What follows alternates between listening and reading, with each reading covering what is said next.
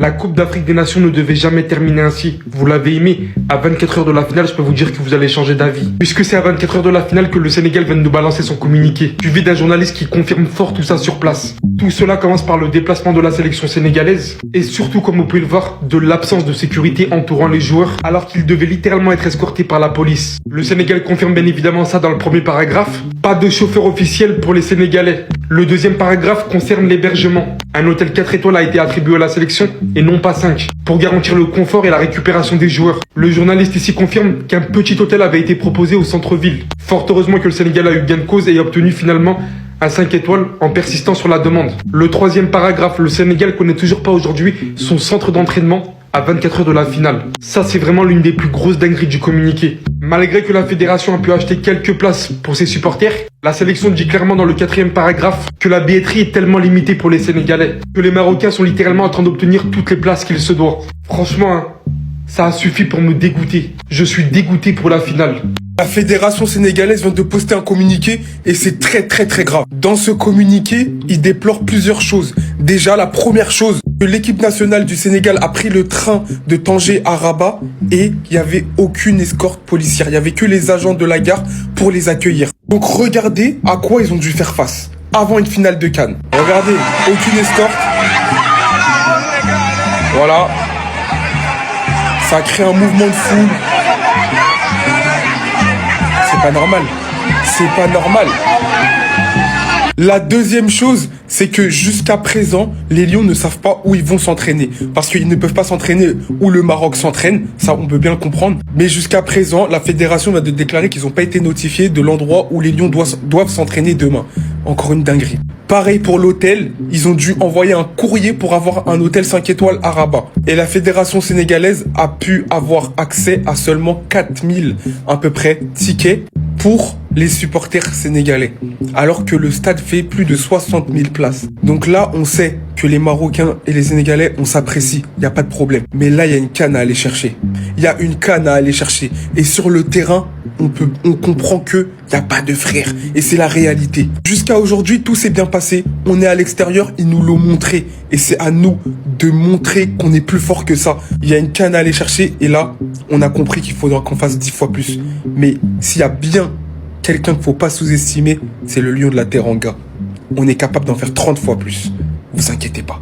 Pape Thiaw, l'entraîneur du Sénégal qui réagit à ce qui s'est passé hier, c'est anormal, mes joueurs étaient en danger, tout pouvait se passer avec une personne mal intentionnée, ce n'est pas normal, surtout entre pays frères. C'est l'image de l'Afrique qui est en jeu, on a mis la compétition très haut cette année, donc quand c'est bien organisé, il faut bien finir la compétition. Il a aussi déclaré que c'est l'image de l'Afrique qui est en jeu, beaucoup de joueurs n'ont pas gagné le Ballon d'Or à cause du manque de respect envers la CAN. Aujourd'hui, avec cette organisation impressionnante, on montre la CAN au monde entier, on n'a pas le droit de la gâcher. Et ce qui s'est passé hier est anormal. Il a aussi parlé du terrain, ça ne sera pas un match facile ni de leur côté ni du nôtre, mais ce qui est certain, c'est que nous allons garder nos principes. Moussa Niakhaté lui a déclaré: nous sommes deux pays frères, cette relation ne doit pas être abîmée. Demain, il n'y aura qu'un seul vainqueur, soit le Maroc, soit nous ferons tout pour gagner, nous serons déterminés avec l'objectif de rentrer à Dakar avec le trophée pour le célébrer avec nos supporters. Personnellement, je trouve que la déclaration de Pape Thiaw, elle est bonne. Il n'a pas remis en question l'organisation de la CAN au Maroc du premier jour jusqu'à hier, parce qu'il faut savoir que le Sénégal a été très bien accueilli à Tanger, ils n'ont pas bougé de là-bas depuis le début de la compétition.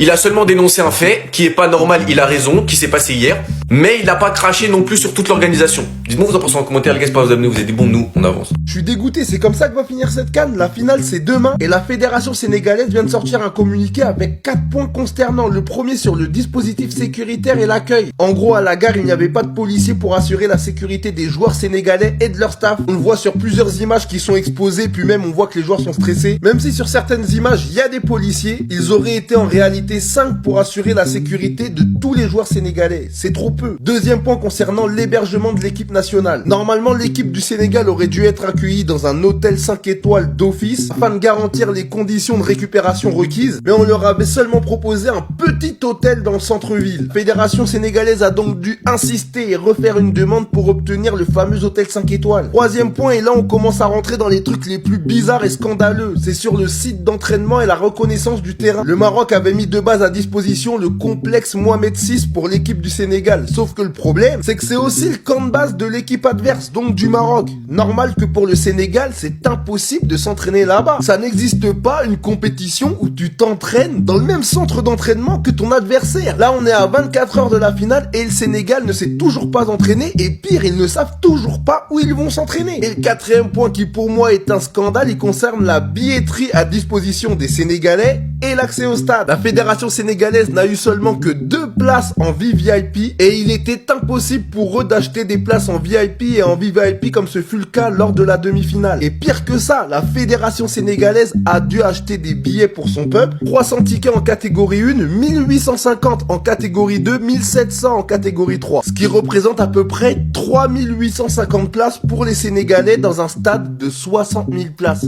C'est une dinguerie. Et il termine en disant: la fédération sénégalaise de football appelle la Coupe d'Afrique des Nations et le comité d'organisation locale à prendre toutes les mesures correctives immédiates pour garantir le respect des principes de fair play, d'égalité, de traitement, de sécurité, indispensables à la réussite de cette fête du football africain. Le constat est terrible et là vraiment je me pose des questions parce que ok, tu prends un point, tu te dis bon, un point ça peut s'arranger, mais là il y a 4 points très graves. Comment ça se fait? Je pose la question, comment ça se fait? Et je commence pas à parler de corruption et tout, mais je trouve ça étrange. Je trouve ça très étrange. Moi, vous savez, je parle pas de ça, de histoire de corruption et tout. Pour moi, c'est le football. Erreur d'arbitrage, ça fait partie du jeu, même si c'est chiant. Mais là, c'est compliqué, c'est trop compliqué. Le sélectionneur sénégalais Pape Thiaw très en colère. Mais bien sûr qu'il devrait être en colère. Et quand tu vois son message, c'est anormal, c'est anormal. Mes joueurs étaient en danger, mais bien sûr que oui, les joueurs étaient en danger. Bien sûr. Quand tu vas jouer dans un pays, et prenons, vous avez une équipe comme le Sénégal, c'est une équipe depuis, ça fait déjà depuis des années, c'est une équipe qui joue les hauts niveaux en Afrique. Qui représente mieux l'Afrique, même en dehors de l'Afrique. On doit se le dire. Et tout pouvait se passer avec une personne mal intentionnée, mais bien sûr que oui. Bien sûr, ils étaient exposés. Dans un lieu public et autres, donc une équipe comme le Sénégal, qui joue, même si ce n'était pas le Sénégal, peu importe l'équipe, qui vient dans votre pays, la fédération marocaine, vous devrez faire quelque chose. Vous devrez protéger ces joueurs-là. Vous devrez les faire. Ce n'est pas normal, surtout entre pays frères. Vous êtes en train là, partout vous criez que non, voilà, les Sénégalais sont nos frères et autres. Donc c'est comme ça on accueille maintenant les frères. C'est comme ça qu'on doit accueillir, on doit tendre la main à un frère. Et il rajoute, c'est l'image de l'Afrique qui est en jeu. On a mis la compétition très haut cette année.